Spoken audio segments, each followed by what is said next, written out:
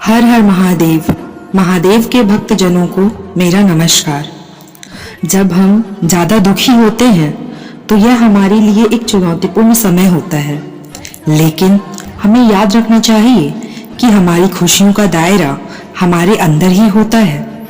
शिव संदेश के साथ हम ज़्यादा दुखी होने पर क्या करें, इसके बारे में हम विचार करेंगे और दृष्टांत के साथ समझेंगे कि कैसे हम अपने दुखों का सामना कर सकते हैं और उन्हें पार कर सकते हैं।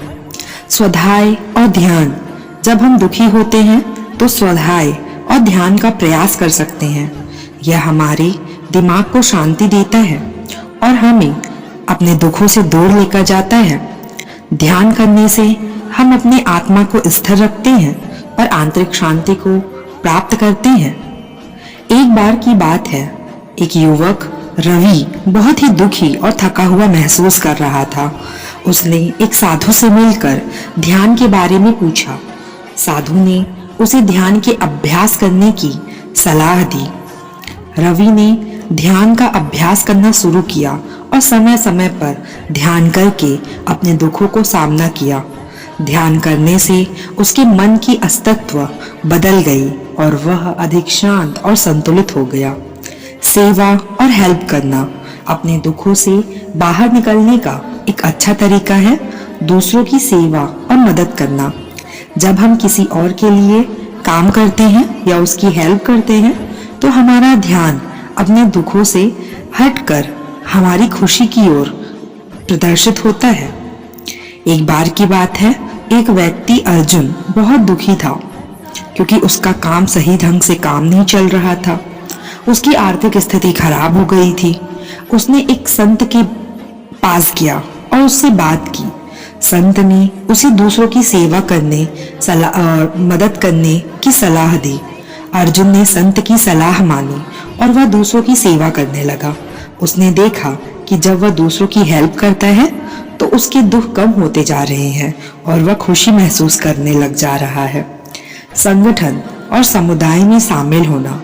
दुखी होने पर हमें अकेलापन महसूस होता है और हम ऐसे समय में समुदाय और संगठन में शामिल हो सकते हैं।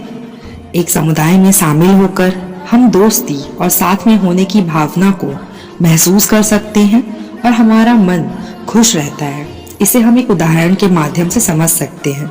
एक गांव में एक समुदाय का संगठन था जिसमें लोग मिलकर गांव के डेवलपमेंट के लिए काम करते थे।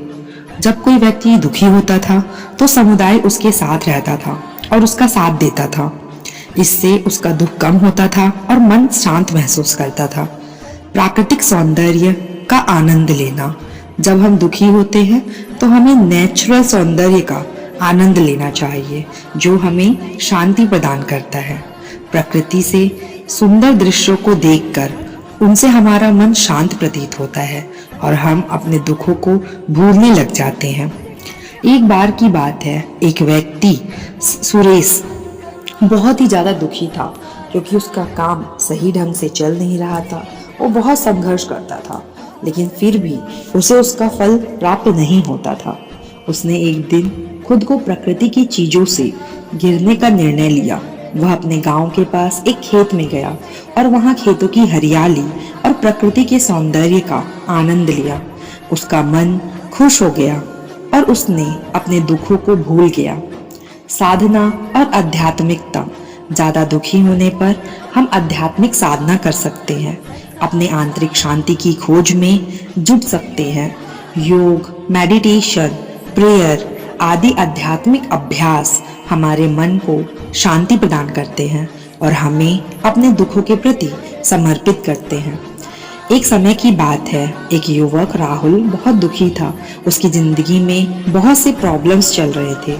वह एक साधु के पास जाता है और साधु उसे साधना करने का अभ्यास करने का निर्णय देते हैं। उसने ध्यान के माध्यम से अपने दुखों का सामना किया और आंतरिक शांति को प्राप्त किया।